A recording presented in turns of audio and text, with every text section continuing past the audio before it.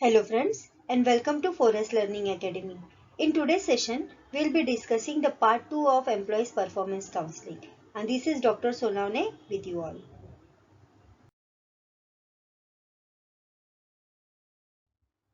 Now let us see the points to be discussed in this complete session. In this complete session, we will be studying the types of counseling. There are three types of counseling: directive counseling, non-directive counseling, and the third one is participative or cooperative counseling. The next point that we are going to study is steps in the counseling process. The first step is initiating, second is exploration, and the third one is formation of action plan. Last but not the least is studying drawbacks of counseling process.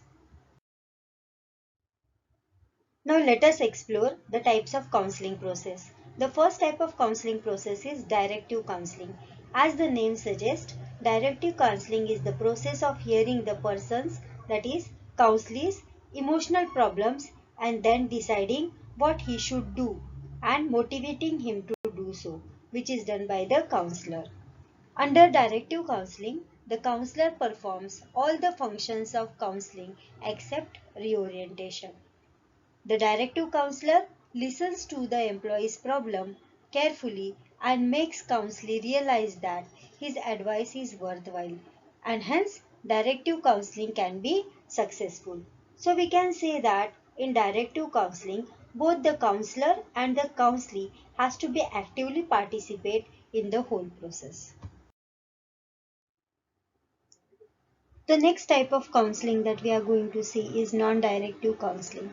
This type of counseling is also called as client-centered counseling.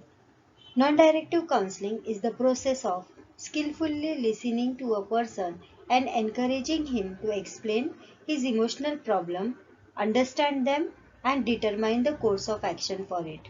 It also focuses on the counselor rather than the counselors as a judge and advisor. Hence, it is called as the client-centered. Professional counselors generally follow this type of non-directive counseling. They facilitate the counselee in discovering and finding a suitable course of action for himself. The counselor not only tries to solve the immediate problem of the counselee but also attempts to bring back an attitudinal change in him which is necessary for his comeback. Besides this, non-directive counseling has its own limitations, such as it is more time consuming, it requires the help of professional counselor, which is too costly. The third type of counseling that we are going to see is participative counseling or cooperative counseling.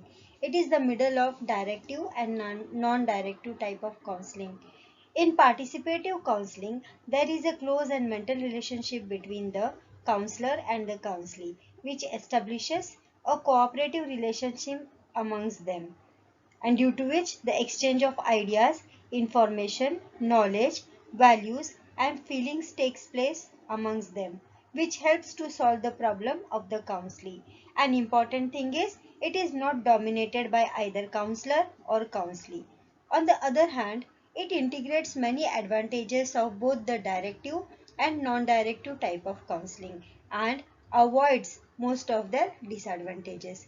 Usually, this method uses four counseling functions such as reassurance, communication, emotional release, and the clarified thinking that we are going to see in the upcoming slides.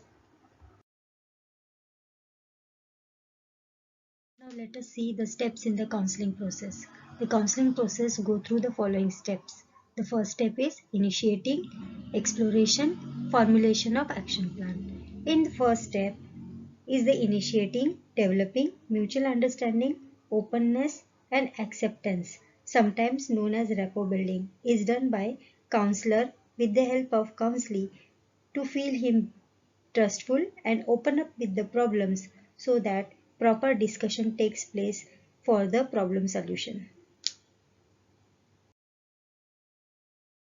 The second step is exploration, which involves understanding of counselee's own situation, his feelings, his strength, his problems, and the overall needs.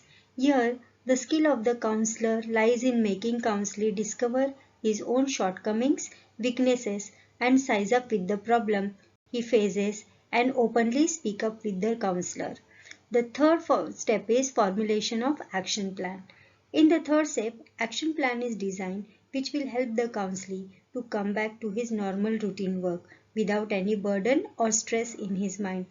So for counseling to be useful, it must be culminate in the formulation of action plan which the employee need to involve and commit to. All this process may take more than one session to arrive at the ultimate stage of action plan, but at the end of each session, the action plan following it may be worked out. Now let us see the drawbacks of the counseling. Counseling may help employee for the better adjustment with his superior, but it does not improve his working condition. Counseling attempts to change the individual attitudes and behavior which does not last for a long time. In most of the cases, the employee blames their superior or supervisors which generally object by them, thus affecting the counseling process as a whole.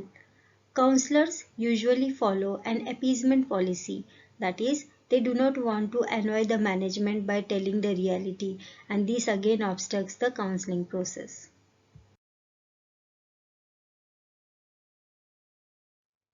In this complete session, we have actively discussed the types of counseling, the steps in the counseling process, and the drawbacks of it. So do like, share, and subscribe to our own Forest Learning Academy and do support me. Thanking you, take care, and don't forget to stay tuned.